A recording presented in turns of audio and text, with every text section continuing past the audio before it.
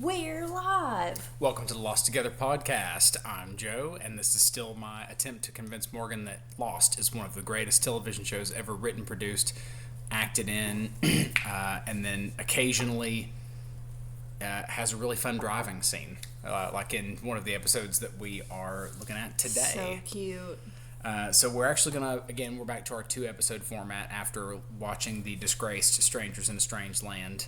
Although, I kind of liked the one-off. I feel like we got a little more in-depth with that episode. You know, we were like, oh, this is going to suck and whatever, and then we talked for forever about it.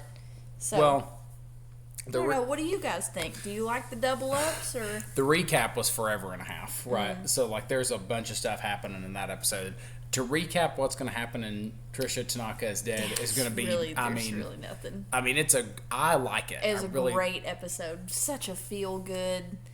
And I think you need that every now and then, because this series is full of mystery and intrigue. Heartache. Yeah, and this episode, I mean, it had a little bit of heartache in it, this one, but ultimately some really good stuff, too. So we're going to look at that one, and then the next episode. And then I wanted to go ahead and say that... So I think it's the next episodes. There's 121 episodes of Lost.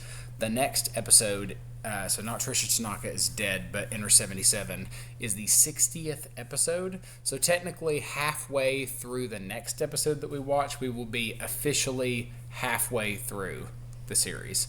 So at the halfway point, how you feeling? It's a great show, and if we didn't have to stop and do this every so often, we would have finished it a long time ago. We'd be done with it already. So long, because I am so bought in, and I wish I could go back and kick past Morgan's ass for putting this off, because I could have known about this the whole time. I know. But here we are. And in my opinion, the best is yet to come. We've still got some amazing stuff to happen in this series. I know something is going on that we have to do, like a live reaction to me seeing the thing. That's coming up. Soon? Yes. So the season 3 finale. Oh, so my plan for that episode, lovely viewers, listeners, is that I'm going to get our setup here, and our TV's actually back there, so it's like behind. Yeah, like I'm looking at the TV right now. So we're gonna get to my plan is to just start our episode, which it won't be a double, we'll just be reacting to the finale, and I'm just gonna start it at the time mark where we're kind of leading up to the thing, right, that all you guys know about, and so you can see Morgan's reaction. And I don't want to build it up too much, because Morgan has a thing where when you build something up for her, it's never enough. Like, you have to, it won't be as awesome if I don't just drop it and go like, we're going to record the reaction. That's what we're going to do. All right, so we'll record it and then we'll launch right into the episode. So we'll go from the reaction to right into our episode.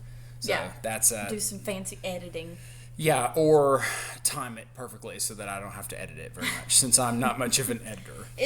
Oh my god, is it a cliffhanger ending? Is it the end of the episode? I'm not giving any information, so.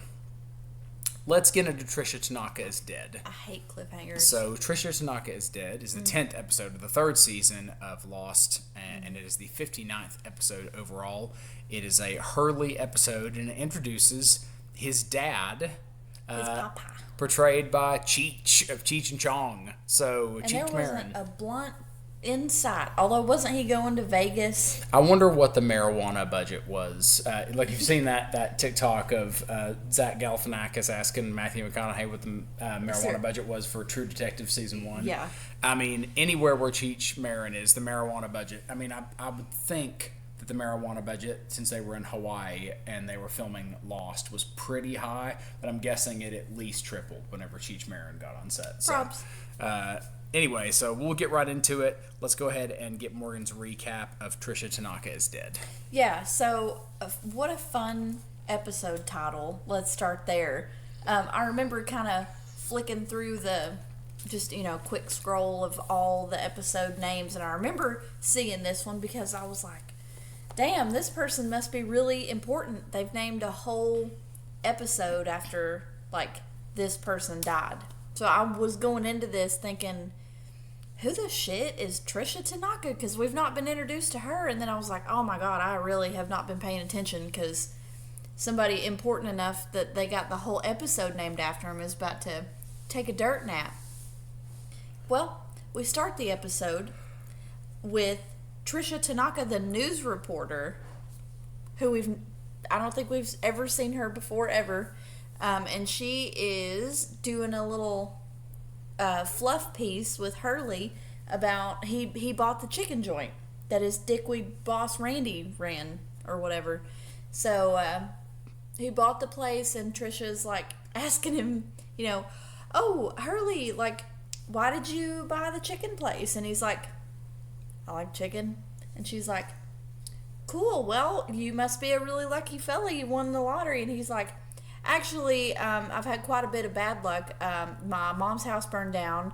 My uncle died, or my grandpa died on TV. Like, I got arrested, all this stuff. And she's like, can't cut. Like, dude, do you not know what a fluff piece is? And she's just like, rah, rah, rah, rah. And a freaking asteroid hits the chicken place.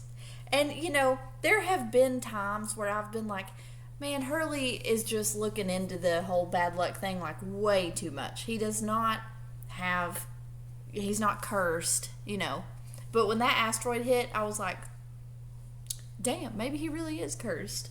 So that's kind of where that is. So that's Tricia Tanaka. Like, that's all we know about Tricia Tanaka. She was inside the restaurant when the asteroid hit, and thus is no more, hence the episode title. But we get to meet little kid Hurley, and he's so cute. And they've got, what kind of car is that, a Corvette? It's a Camaro. A Camaro. I don't know cars. So, he's walking out, there's a Camaro up on blocks, obviously a project car. He's walking out there, and you're like, oh, what is this kid doing? And here comes friggin' Cheech Marin. And I was like, oh, because I think to this point, all we've ever seen is Hurley's mom, his grandpa, and maybe his uncle? I think so. I don't remember. Yeah. I think his uncle was there when he was getting interviewed when his grandpa, like, died on camera or whatever. Anyway, so never seen his dad before. And here we learn that they're working on this car together, and then like they get in the car. Hurley's gonna turn the key, and his dad's like, "You make your own luck, Hugo, and all you gotta have is a little bit of hope and whatever." And we believe this car is gonna start. Turns the key, nothing happens. So Cheech gets out of the car and goes, "By the way, I am going on a little business trip. And when we get back, we're going to take this car to the Grand Canyon. Don't worry about it." And as soon as he said that, I was like, that man ain't never coming back. That is a going to get milk situation if I've ever seen it. And that is the beginning of Hurley's disordered eating, because his dad gives him a chocolate bar before he tells him that he's like going to be gone for a long time. And Hurley's like, I can't have this, Dad. Mom says they're bad for me. And Cheech is like, bah. So then he gets on his stupid little motorcycle with his stupid little knapsack and drives off into the wind to Vegas or wherever the hell he's going. He says he's going for work. Yeah. And then it pans back, and you see Hurley's mom like looking out the window, looking all, disappointed and sad and whatever. So that is where we get Hurley's eating disorder from that. Because obviously he eats the chocolate bar, it makes him feel better. Boom, that's all it takes.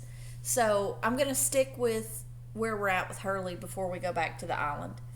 So, he wins the money, of course. He's grown now all kinds of times. How much? 17 years? Or 7 years? 17. 17 years has passed. So Hurley looked what, like 10. Not 10. He was 10, so he's 27? Yeah. Okay. So 27-year-old Hurley has bought his mom another mansion, I guess, because she's in a mansion. And he comes in, and she's like, Hugo. I love the way she says his name. Hugo. who go, I have something for you. And here comes old ass Cheech Marin, and he's like, hey, like he just completely pretends like he didn't leave for 17 years. Hurley is pissed off. He is not happy about it. He's like, you need to get out of here. I don't want you here. I don't know why you're here. And then he looks at his mom and goes like, he's only here for the money, right? And his mom's like, no, he's not, Hugo. They're just like sitting at the dinner table eating, and she's like, your dad is here to help you with your curse. You're not cursed. Like, your dad's here because he heard about it. And also, I have needs. Gross. Mommy's got some business to take care of. So By this guy that abandoned us all these years ago. Go to your room, turn your TV up really loud, and leave me alone for 30 minutes. So, yuck.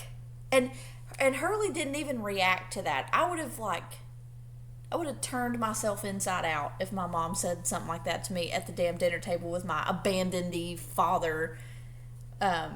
So gross. And there is some Asian people that they work for Hurley's mom as like servants or whatever.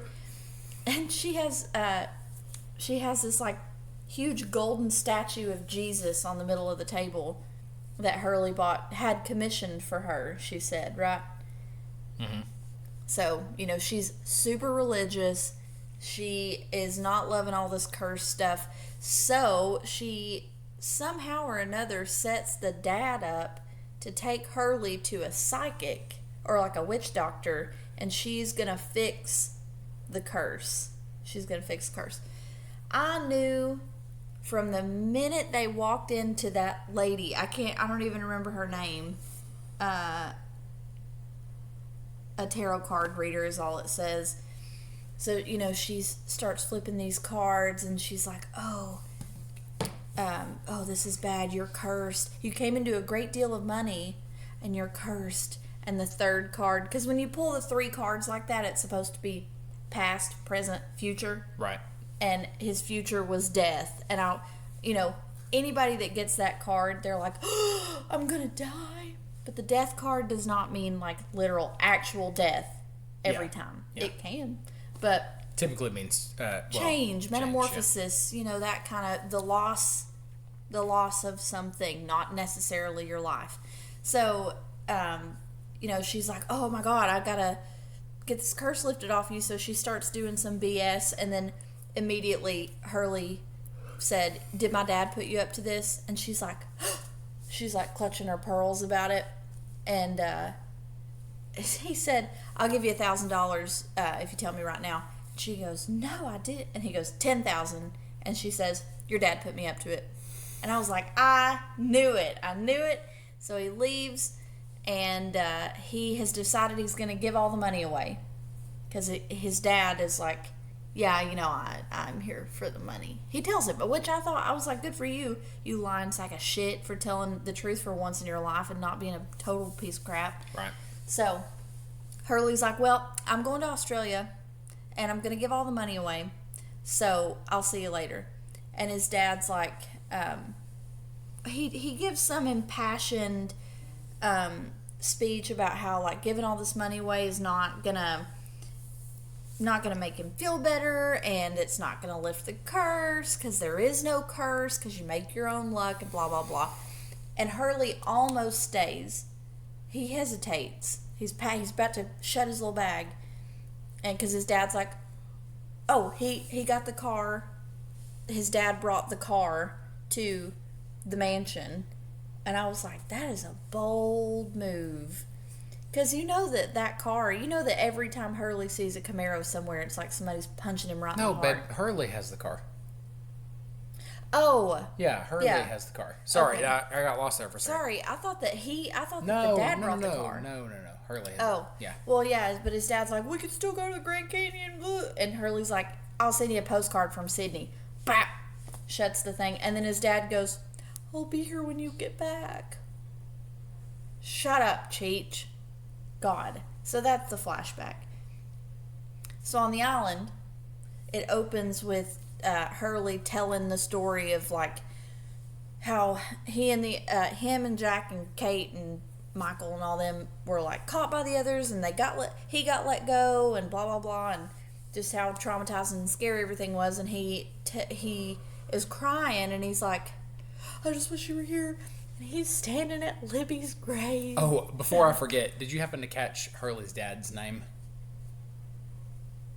No. David. It's a popular name. Yeah, like what was Hurley's imaginary friend's name? Was his name David also? Dave.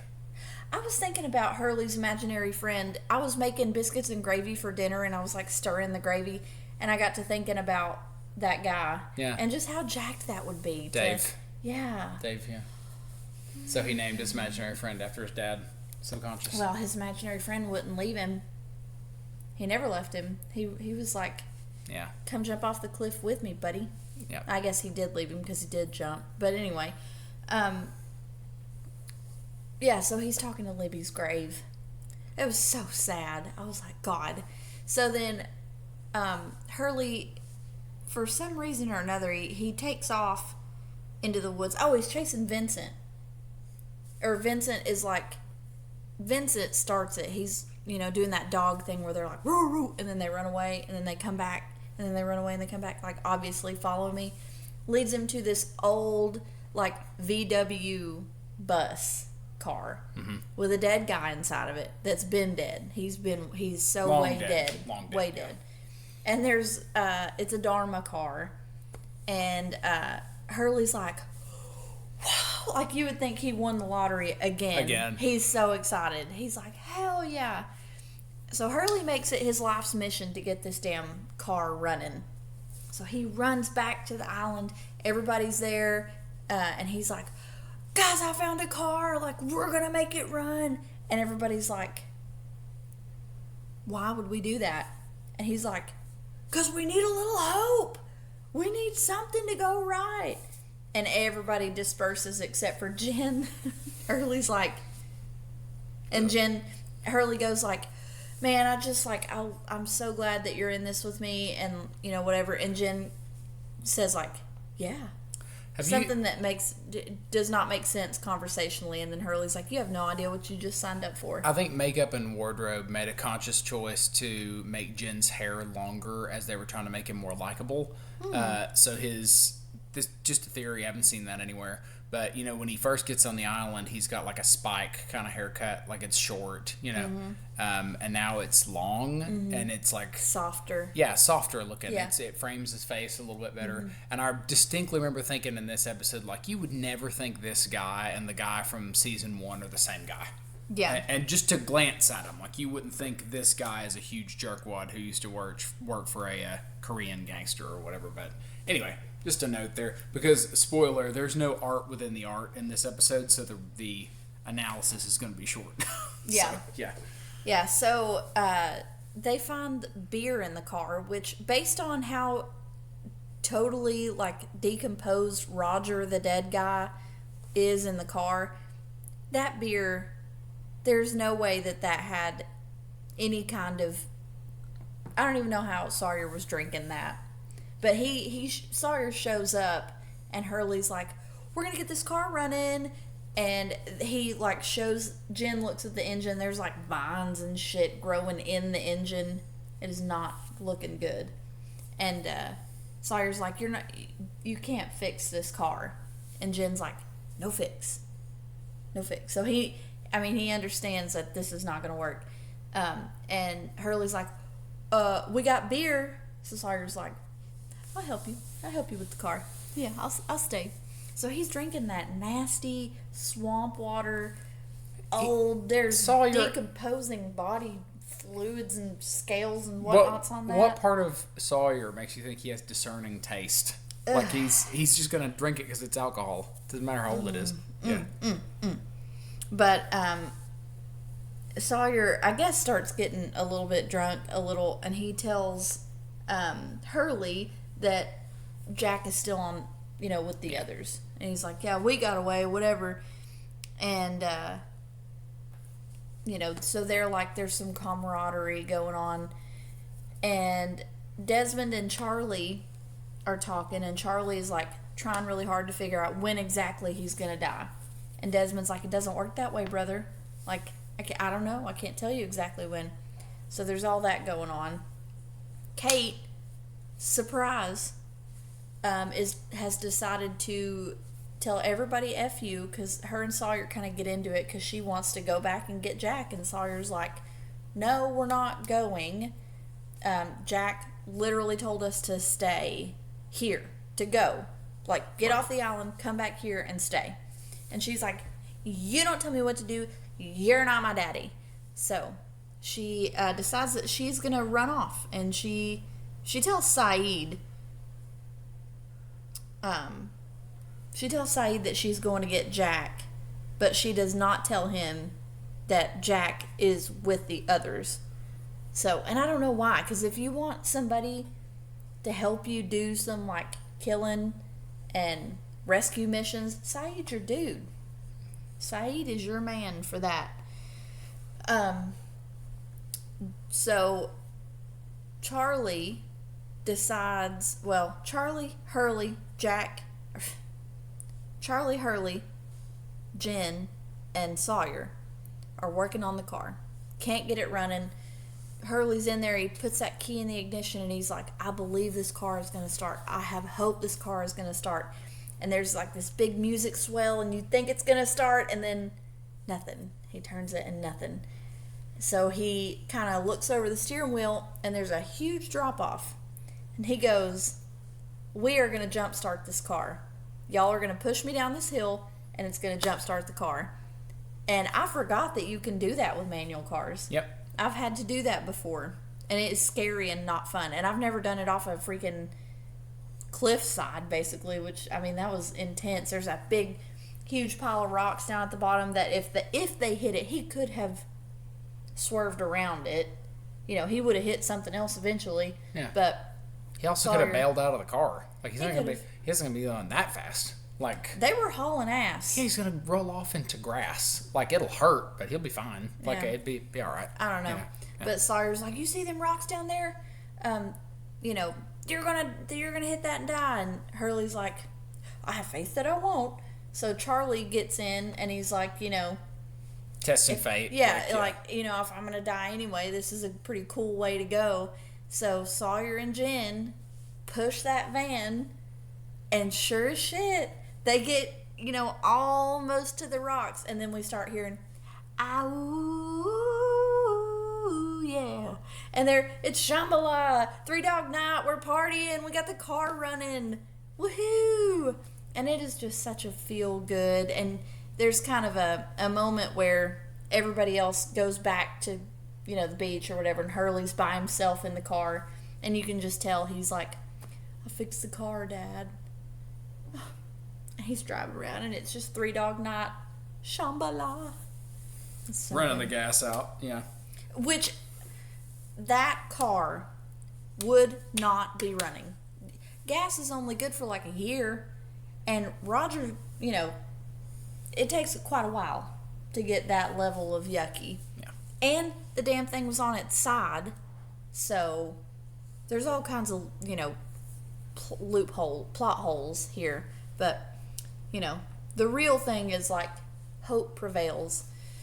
So Kate is traipsing through the woods, and she comes up on, I think Saeed's with her. No, Saeed and Locke find her. Oh, yeah, because she thinks she's by herself. Yeah. They come out, and then, you know, there's some wrestling in the woods, and Locke and Sawyer are ready to shoot, and she's like, no. And Kate's like, you know, we're not going to hurt you, whatever. Here comes Danielle coming out of the woodwork, literally. And Kate's like, hey, listen, I'm going back to get Jack, and I'd really love your help. And Danielle's like, why would I help you? And Kate's like, well, when I was there was a really cute little girl. She's about 16. She has dark hair, and her name is Alex. And Danielle's like, and then, boom, lost. Interesting that, like, 2 times in the episode, and in dramatically different fashion, right? Characters were asked for help, and they were like, absolutely not. And then another character was like, what about this, though? And then they were like, on it. Yeah. Right. So just like didn't press the right button. Got it the second time. Yeah. So there is a dramatically small amount of analysis to do on this episode. But important thing. I forgot to mention that Locke comes out and tells everybody that he is now taking directions from Mr. Echo's stick. He's like following coordinates on that stick. Testing my patience all the time. I would never be able to deal with Locke. Like, he's one of my favorite characters on the show. And he is self-assured. Just because he makes the show interesting. But if I were there, I would be like, this man is a maniac. Yeah. Just down on the beach. He is just straight up self-assured with everything he says and believes. He believes it with his whole chest. So, you gotta respect it. The only thing I want to add about this episode is just some fun, like, backstory on, and I think I may have mentioned this before. If I did, I'm sorry, but it's just funny that it happened in this episode. So a couple of years ago, for some money, I did tarot card readings. So now let me set the scene just briefly. So there was a woman on Facebook who was throwing a Halloween party near us, and Morgan was somehow connected to her, and she saw that this woman was trying to hire a tarot card reader, and they are extremely expensive. They are quite expensive to hire, even just for an hour or two. This woman was talking about needing to pay like $1,000. It was $300 for an hour. $300 an hour for 2 hours, so $600, right? And I said, I'll do it for half that. Yeah, like, I'll do it for $100. Well, I think I did it for $100. Right, yeah, you made $100, right? And because I'll go to a Halloween party and make $100. Like, I walk out with $100, and Morgan was like, "You don't read tarot cards?" And I was like, "No," right? Because I don't believe in that stuff, right, at all. So and she was like, "Well, how are you going to read tarot cards?" I'm like, "I'll learn enough about it to fake it," right? And you did. And I did, right? And when I tell you that, I mean, listen, gently. If you're into it, I'm into it. Like, we had tarot cards because I had them. Yeah, because I'm into it. Not like fully. I wouldn't like base my life choices on it, but well, I'm gonna give a softer approach than I typically do in case some of our listeners are tarot card fanatics. I'm right? with you. But I will tell you that it was not difficult to make it look like I knew what I was talking about. I did some like cursory research on tarot cards. It was probably a little better than cursory. I spent a couple of days on it, but you spent more than a couple of days, and you had a whole I notebook took notes, full right? of... But what I did was I took everything but the face cards out, basically, so like death and all that. And so I took them all out, and then I did the 3 like past, present, future, and I just absolutely bullshitted my way all the way through that. And there was a there was a woman who I did a reading for who ended up, she was trying to make a decision on whether or not to marry this guy, right? And she ended up marrying him based on her tarot card reading. Yeah. So, I did, in fairness, I didn't say, like, you should marry him. I did, like, showed the cards, and then I was like, follow your feelings or whatever. And she was like, I knew it. I always knew it. Confirmation bias. Yeah. So I can comfortably pretend to read tarot cards for you. God, I wish so badly that you guys could have seen that setup. It was choice. People were scared to be read by him because he was doing such a good job. I'd put eyeliner on him. I wore some guy liner, and I wore all black. And all black. I also had a Baphomet. If you don't know who that is, look it up. But I had a Baphomet mask. He didn't wear that for the readings. He just had it with him. False. I wore it when people walked in for the readings, and then I took it off. So I had I had it on, and then people would walk in, and I would just be sitting like this, right? That is sacrilege. And then I hope your dad never sees this. It's not sacrilege. Yeah, it is. No, it absolutely isn't. Your dad's gonna kick your That's ass. his. And by the way, it's all nonsense anyway. So like it is. It's your not. That give me a break. Tarot card reading, like I know, dressing like the damn king of hell is what Baphomet is not the king about. of hell at all. He's like a lesser demon, I think. Anyway, there were some just to cap this story off. Yeah. We were there the whole, he did a reading. He had an hour to do readings. I did 4 readings. And then we got to be there at the party and have fun, whatever. And it was crazy. Like, there were fire dancers. This lady went all out for this party. It was fun. But I think the last one you did, it was 2 ladies. Of course, people were drinking. It's a party. Mm-hmm. So I was kind of I wasn't allowed to go into the little shack you were in. Yeah. So I was just kind of like moseying about because I wanted to hear it so bad because he was committed to the bit, committed fully. These ladies are walking up and they're drunk and they're like, I was so scared. And then one of them said, I hope we don't get the death card. And I don't know if you did this on purpose, but the third card, the last card, was death. Of course I did. Oh my God! And you could hear them. I could hear them from outside. Oh my God! They were completely freaked out. It was so much fun. One of the small things that I did to prepare for this was to learn a really simple card force, basically. So like it's just a sleight of hand trick. And so those ladies were annoying me on their way in, basically, because they were drunk. And I don't mind telling you this. I don't mind telling you. I find drunk people extremely obnoxious. So I was very annoyed.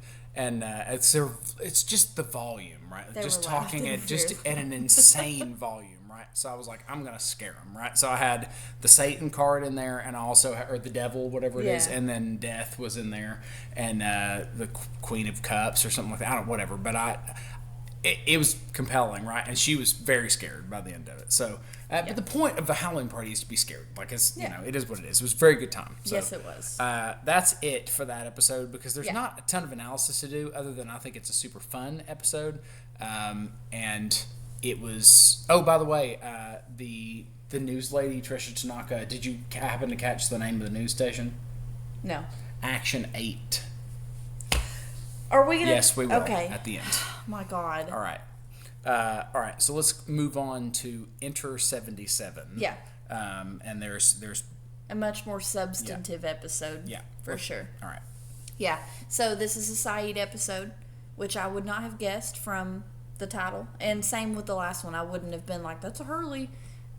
So we open with Saeed working in a restaurant, and he's working his little ass off back in that kitchen. Bless him. God bless our chefs. I'm telling you, they work hard. The back of house people are the backbone of the restaurant. So he's back there working, and he gets called out to, the seating area. Why are you looking at me like that? Saeed, quite a bit more professional than most of the back of house people that I've ever worked with at restaurants. Well, he was at a pretty nice restaurant. Yeah. So we're not talking about a Waffle House. Listen, we were both in the service industry for a very long time. Oh, yes. Right. But there is a distinct personality that comes with back of house, and Saeed does not fit it. So Saeed fits it for a professional restaurant. Yes, for a professional restaurant. Which is absolutely. what it looks like he's at, like Ruth's Chris or something. But we both worked at Cracker Barrel. Yeah. So that's like a southern food restaurant. Yeah. Like it's not fine dining. No. Anyway. No disrespect. Yeah, because I like Cracker Barrel. We will not disparage. But it's not fine dining at all. But it's delicious. It's a fine place to take your family after church on Sunday. And if Cracker Barrel's listening, like if you wanted to kick us a gift card, I'll eat as much hash brown casserole as I can possibly eat. I get the meatloaf lunch special all the time. I like the delicious. Friday fish fry. I used to go for it. Anyway, so Saeed gets called out to, the dining room essentially, but it's outside because it's a nice little Parisian place or whatever. And the guy's like, some man is sitting at the table and he's like, did you cook this? Saeed's like, yeah. And the dude goes, it's delicious. Saeed's like, well, thanks so much. And he asks him, the guy asks, what's his name? Sammy. Sammy asks Saeed, like, oh, are you from here? And Saeed's like, yeah, I'm from here. And then Sammy starts talking in Iraqi, and he's like, you're as Iraqi as I am, dude. And you can see a little bit of fear on Saeed's face. And Sammy offers Saeed a restaurant. He offers him a job at his restaurant. And Saeed's like, why would I come and work for you? And Sammy's like, it's good people, it's our people, and I'll pay you double what you make here. And my chef just quit. So, if you want a job. So, apparently, Saeed takes a job. He goes, it's a restaurant full of Iraqi people. I'm sure that they're serving that kind of food. And Saeed's like, yeah, this is a pretty good gig. He walks in, this beautiful lady walks up, and Sammy goes, "Is this him?" And it's kind of a whatever, and you can tell Saeed's like, "Oh shit." And she goes, "That's him." All of a sudden, Saeed is swamped with dudes, and they're beating him up and stuff. Next thing we know, Saeed is chained to a grate in the floor in the back of the restaurant. And we're like, "Oh, damn." So Sammy comes, and he's like, "You were a torturer for the Iraqi National, or the Republican National Guard, weren't you?" And Saeed's like, "Yeah, I was an interrogator." Mm-hmm. He never says he was a torturer. He always says that he was an interrogator. So Sammy's like, "Yeah, well, you tortured my wife, and I want you to admit what you did." And Saeed's like, "I did not torture your wife. That was not me. You've got me mixed up with somebody else. Wrong guy. Wrong guy." So Sammy beats the piss out of him and then leaves him there. And he says, like, "I'll see you tomorrow, bitch." Leaves. So he comes back the next day, and, the first time that Sammy comes in, he's got a bag, and it's got metal in it. You can hear he kind of clanks it around and sits it down. And he tells Saeed, like, "You're going to tell me the truth, or you're going to leave this room in that bag." And it's like a duffel bag. Very intimidating. It's not a human-sized bag. No. Okay. About to cut you up and put you in that bag. So, scary. So the next day they come back, and again, Sammy's like, "Do you see my wife?" And then you kind of see her arm is kind of sticking out of her dress, and she's burnt all up her arms. She never got her face burned or anything, but her arms are just jacked. And, I guess we see her arms before Sammy is, saying, "Oh, you tortured my wife," because, like, that's kind of a thing in Middle Eastern countries, is acid attacks and things like that. Like, it's not immediately evident to me that, "Oh, Saeed must have done that." I thought it was her husband, because it's always the husbands. He didn't even, no reaction at all. If I go missing, it was him. It's not always a husband, because he clearly, most of the time it is. This time it was Saeed. So it was Saeed. Interesting. It was, but the whole time I was like, "Man, they really have picked the wrong dude." Like, it wasn't. Like OJ was innocent too, right? Like the. If the glove don't fit, you must have quit. You must have quit. If a glove doesn't fit, you must have quit. Mm-hmm. So, Sammy's in there, and he's like, "Admit what you did to my wife." And Saeed's like, "I have remembered the face of every single person I've ever interrogated, and I have never seen your wife before." So Sammy goes to grab, like, a metal pole, and his wife grabs his hand and goes like, "That's enough for today." So Sammy goes, "Fine, I'll see you tomorrow." So tomorrow comes, and Amira comes in by herself and sits down, and she's got this beautiful long-haired cat, and she tells a story about how after Saeed tortured her, because she keeps saying, "You did this after you tortured me," whatever. And at this point, Saeed is still pleading his innocence. And she's like, "After you tortured me, I was scared to leave my apartment. I was up there forever and ever. And then I saw this cat, and a bunch of kids put this cat in a box with firecrackers and lit them. And I could hear the cat yowling from, 3 stories up. So I finally had, a reason to leave my apartment. And so I got the cat, and I'm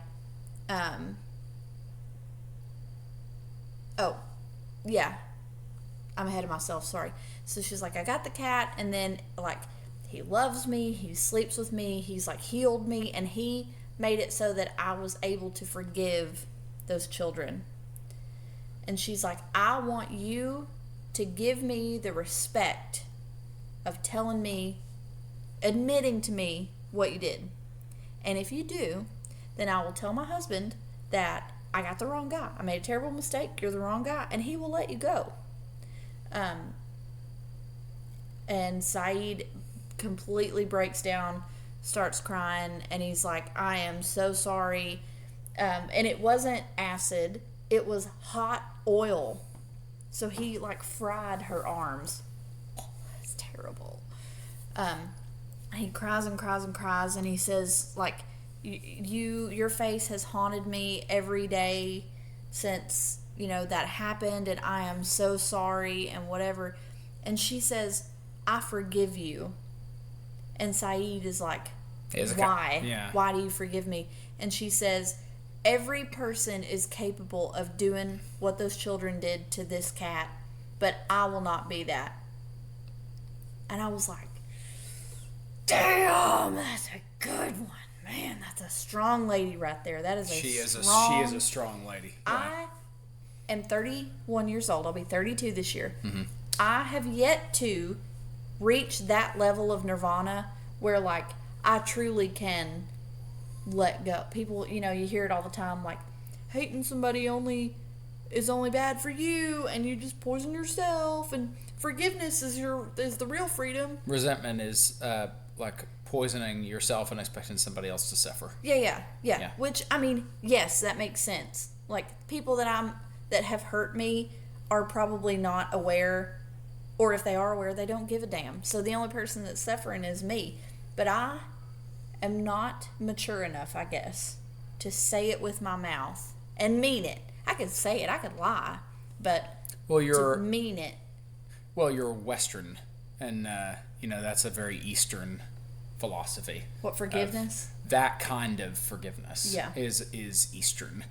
So there's less Eastern religions and Eastern philosophy have a much softer concept of justice than Western religions. Because even though there's forgiveness in Western religions like Christianity, there's a firmer concept of justice. So it's like you'll go to hell at some point, right? But in Eastern religions, it's more like karma, karma's like a it's like a condition of the universe less than it's like punishment. So for her to say, I'm not going to be that, it's making a conscious choice to not be violent so that it doesn't return to her, essentially. So it's like she's making a choice that makes sense, for her. Yeah. Although I think technically Islam is a Western religion, but there's a theme in Lost of like Eastern and Western type philosophies. So anyway. I don't know, but anyway, yeah, it like literally gave me chills. Her little monologue about the cat and just that whole scene, I thought was amazing. Such great acting from both of them, and the cat too, of course. The cat was beautiful. And that cat, I thought it was the same cat as the one that's on the island because they look the same. I was like, damn, it's another time travel situation because we've already seen Jack's dad walking around a couple of times. Once, twice. Anyway. Is that going to be my thing? Is he alive? There's an empty casket. The stone's been rolled away. The tomb's empty. Who's to say? Talk about blasphemy. Anyway. Whatever. So anyway, on the island, Saeed, Jack, God, I keep saying Jack. Saeed, Locke, Kate, and Danielle are traipsing through the woods, and they are on their way to go get Jack back. And they come upon this wonderful, amazing farmhouse with like animals and a big satellite dish up on the top. I bet he gets all 3 channels with that thing. It's huge. Sure, yeah. So they're like, oh shit, and they see this man walking around, tending to his little farmhouse, and so they kind of give one of those like, okay, what are we gonna do today? And Saeed is like, I'm gonna go out and I'm not gonna bring my gun. And Kate's like, why wouldn't you bring your gun? And Saeed's like, well, I mean, maybe he'll be less hostile if he sees that I'm unarmed. But just in case he isn't, you stay in the woods and cover me. And they're like, okay. So he starts walking, and he's got his hands up, whatever, immediately gets shot. Immediately gets shot in the arm. was like, you idiot. So I like that, actually. It's pretty good. So it was freaking eye patch guy whose name is Mikhail. Mikhail? Mikhail, yeah. Mikhail. I'm not good at Russian. Russian Michael. Yeah, Michael. Yeah. Mikhail. And he is from Kiev, and he worked in Vladivostok. Yeah. And we are watching The White Lotus, and the Russian guys on that show are from Kiev, and they did some stuff in Vladivostok. It's like the only place in Russia. It's just... Again, I'm not good with geography. I think they just pick... Because don't forget that Americans are so bad at geography. So they're just picking places they think we'll know. I don't know why they don't pick St. Petersburg for most of these. But or Moscow. Yeah. Hello. Everybody knows where Moscow is. That's where Tom Hanks was in the Castaway. He was in Moscow. Yeah. So, let's see. So yeah, they all go in the farmhouse except Danielle. Danielle's still in the woods. She never goes in. So Kate and Locke and Saeed are all in there, and Locke is just kind of nosing around, being nosy. Meanwhile, Saeed and Kate are being good house guests, and Mikhail is like sewing up, Saeed's arm, and he's like, he tells Kate like, yeah, go get my medical supplies, whatever. He sews him up immediately, and he's like, sorry about that, dude. And Saeed's like, yeah, no problem, whatever. And that's where we find out that he was from Kiev, because he says he was in the, whatever the Russian army is called, and that he did some Soviet army field work. Yeah, the Soviet army. And he did some field work, and that's where he learned to, like, dress gunshot wounds, I guess. So, take bullets out. Yeah. And it was, it's brutal. He's heating up those tongs, gets in there. It was super realistic. Good job, Lost they did special do a good effects job with team. That. It was good. Yeah, it was really good. Oh yeah, and after he shoots Saeed, Saeed's rolling around on the ground screaming, and Mikhail's like, I didn't cross the line, and you told me if I didn't cross the line, you'd leave me alone.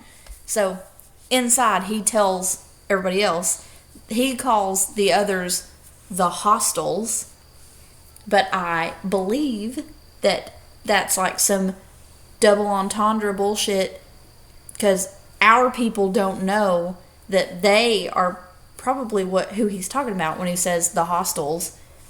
It's just like, right in front of your face. I'm going to show you how stupid you are right in front of your face, because you don't have the context that I have, says Mikhail.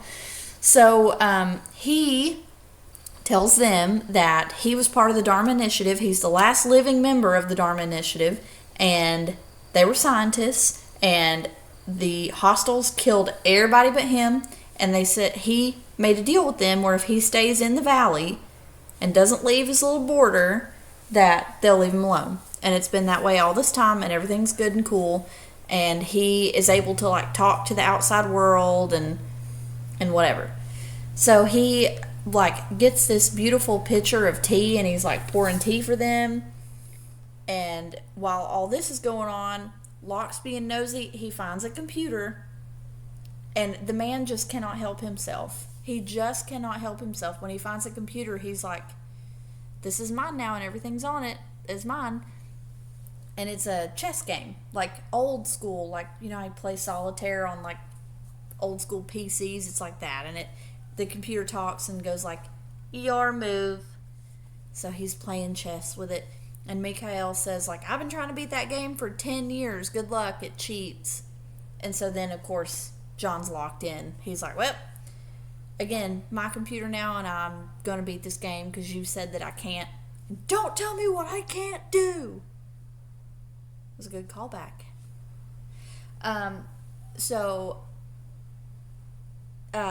Let's see. I can't. I'm lost. Hold on. I'm not remembering my.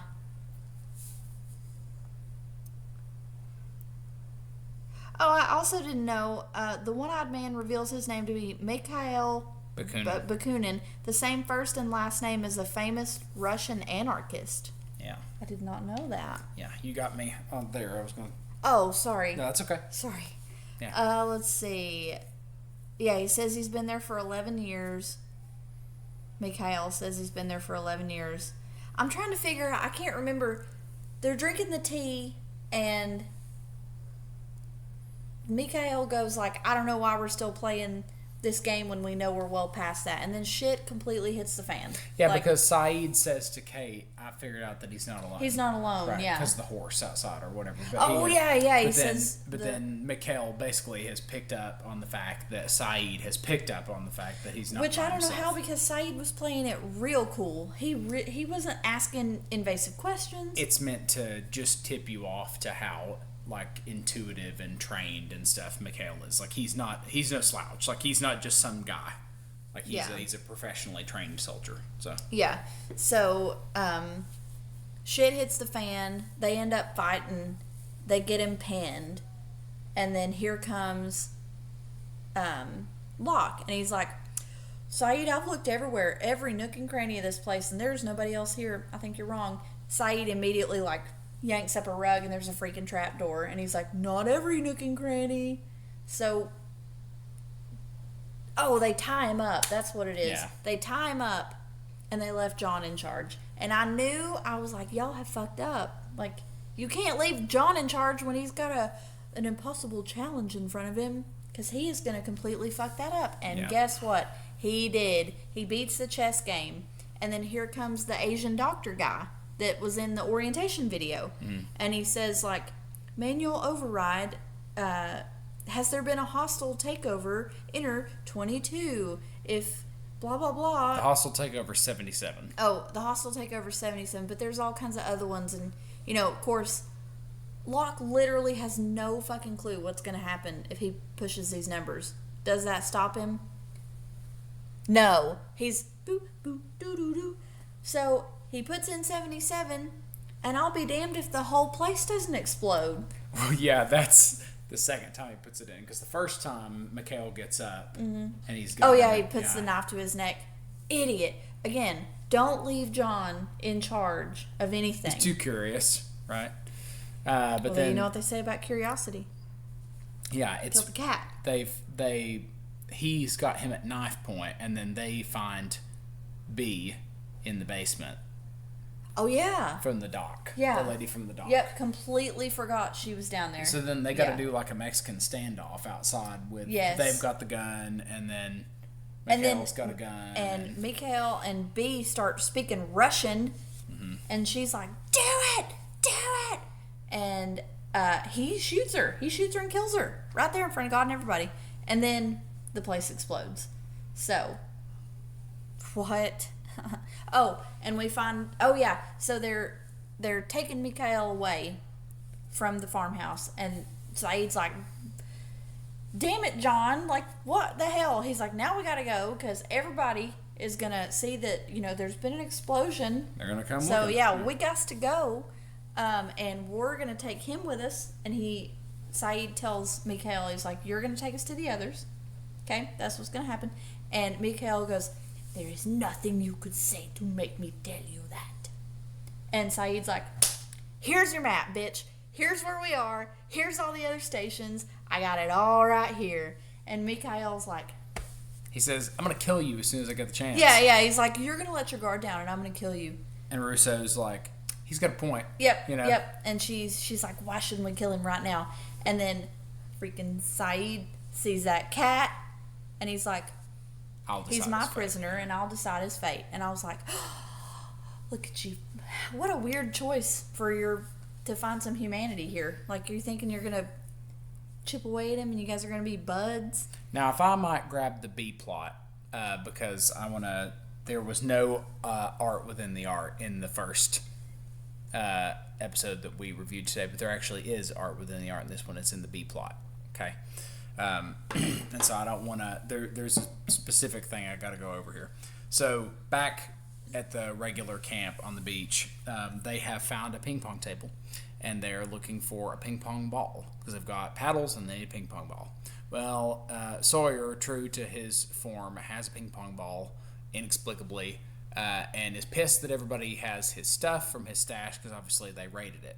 Now Sawyer was thinking of himself as a kind of general store where he could trade stuff, for the stuff which he had stolen from the plane, which Nikki expertly points out, like, that was not your stuff to begin with. He's like, whatever, it was my stuff because I took it.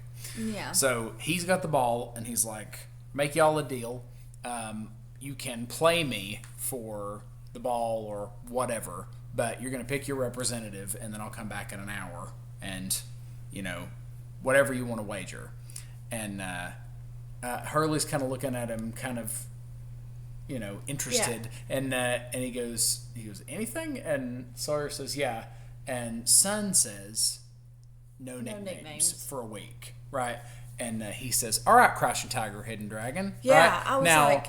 kind of racist, but... kind of racist? However, I think they chose that name on purpose because...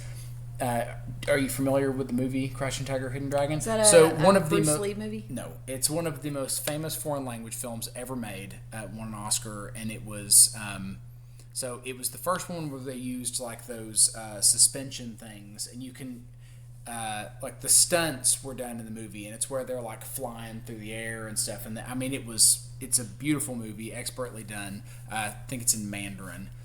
And so Crouching Tiger, Hidden Dragon is an expression, and the theme of Crouching Tiger, Hidden Dragon is there's a female character who is kind of hampered by gender roles in China. So like she wants to that's Son. She wants to grow out of gender roles, but more importantly, a hidden dragon in this case is somebody with a hidden talent.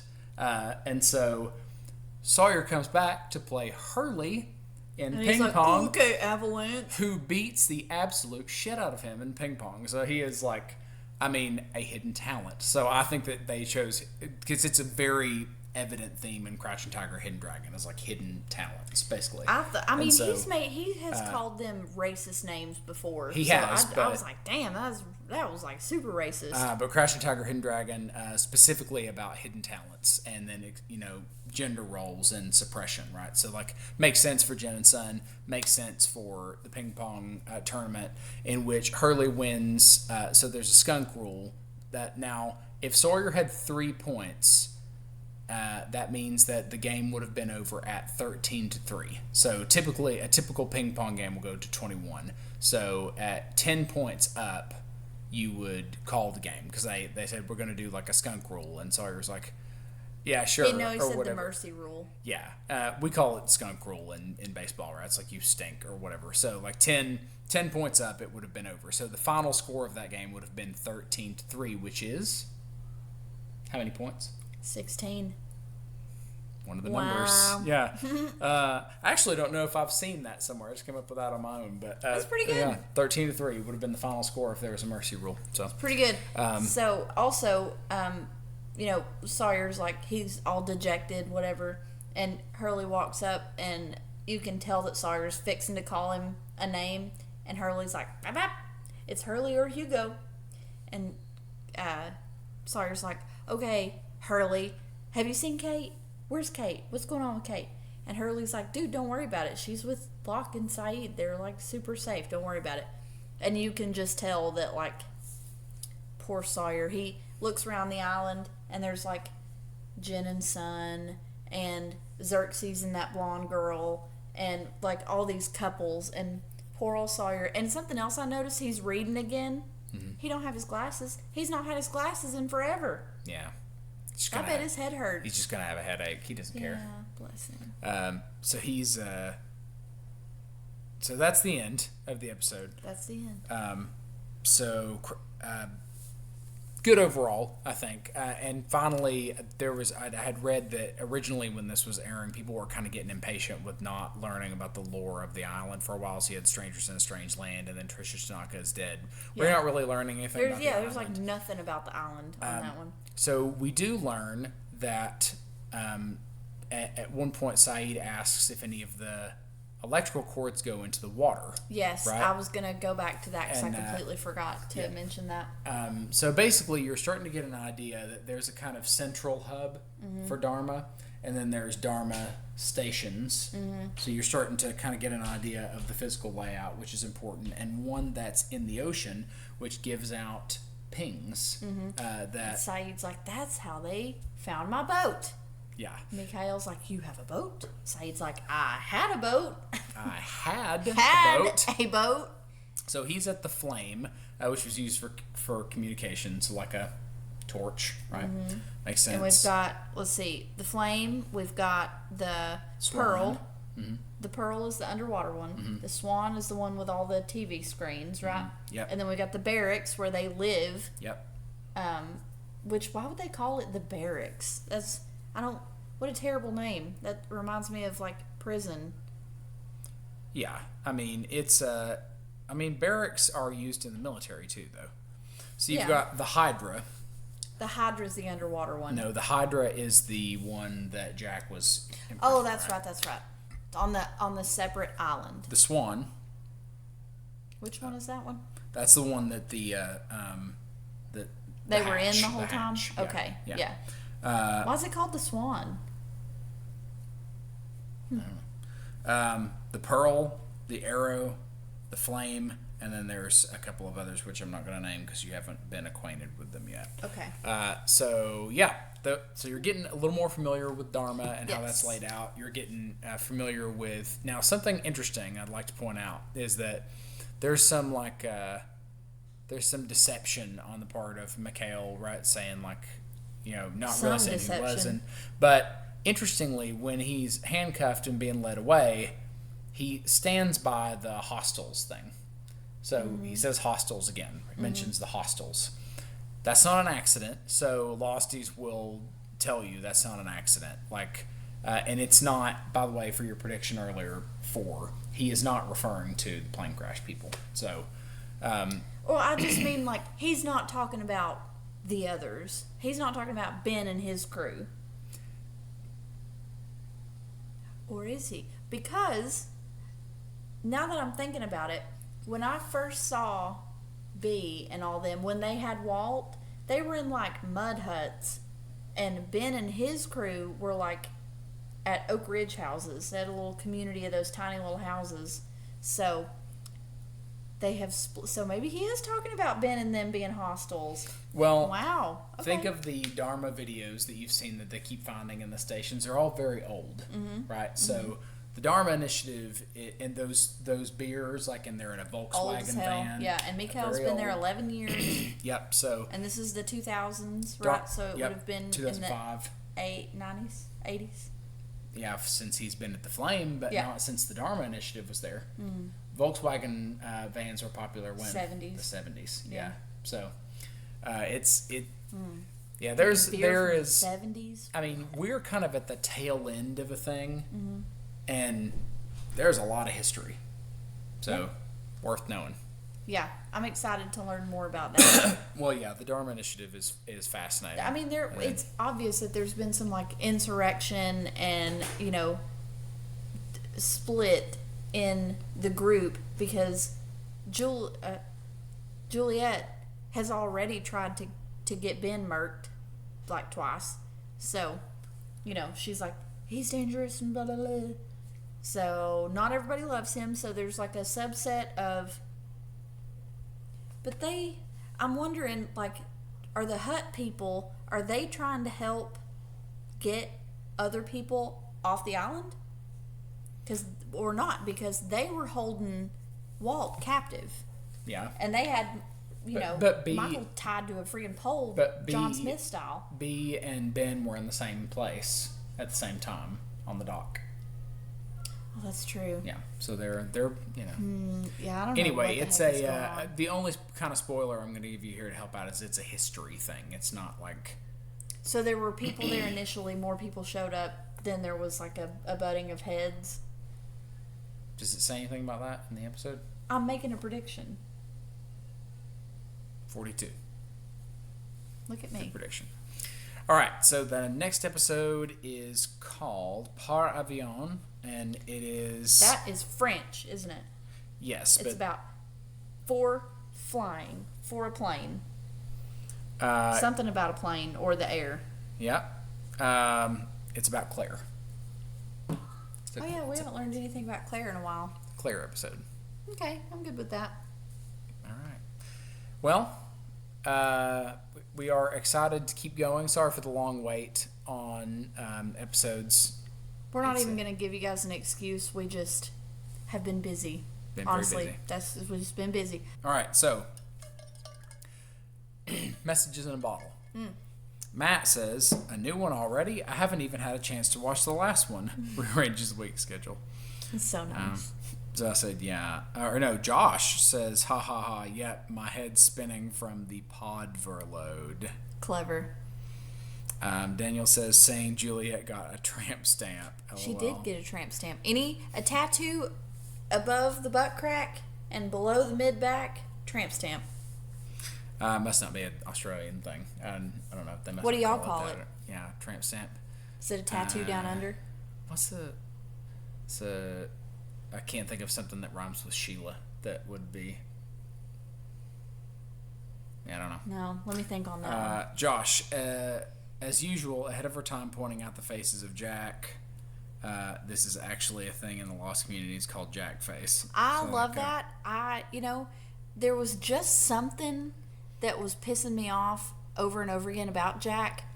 And then that moment in that episode where he's in freaking Thailand, it was just, it was like the whole screen was his stupid face. And I was like, that's it. That's the thing. That's what I can't stand. We've got from Kira, hey Joe, no soup for you. Oh, God. It's all right. You can give me soup. Just give me a sandwich with it. So then there's a lot of discourse under here. So Greg just quoting us literally. My eye and roll. You rolling your eyes at me saying you don't want a girl to catch you crying. Guys, I'm not saying that it's right for Sawyer to be toxic like that, but that is what he's talking about. Josh says, ha ha ha, I noticed that too. There are multiple eye rolls. I said, I assure you, she meant that with her entire soul. 100%. And Greg says that they all felt it in their souls. So, Greg says, guys, you brought your A game to this one even more than usual. ABC originally wanted 10 seasons of Lost. This episode, Strangers in Strangeland, forced them to agree to 6. I wondered what that little anagram, SIASL. Strangers in a Strangeland. Okay. I'm an empath, so with you, Joe. I hate when the word is used incorrectly. We were supposed to see Achara again to continue the story, but this episode killed that idea. It seemed like they were setting her up for, to be more than she was, and then they were like, never mind. And Joe, please never, ever, ever sing on the podcast again, lest you be forced to enter this video of Bilings singing, I touch myself. So, yeah, the empath thing, oh, man. I worried about that when I said it, but I believe you're obviously what you're talking about. There are people who are much better at empathy and reading body language. I just don't think there are people who are psychics. I think there are people that are touched and are able to. Oh, they're touched, all right. No, I don't mean that. I don't mean touched that way. I mean touched with the gift. Yeah. I believe in it. Yeah. All right. I think it's overused, just like everything else. I think if you can fake a tarot card reading, you can fake being an empath. It was damn good, too. It was a damn good tarot card performance. I believed it. I was like, holy shit, maybe he has developed a power. No. All right. Thank you all for your participation. And now we will see you in another life. Bye.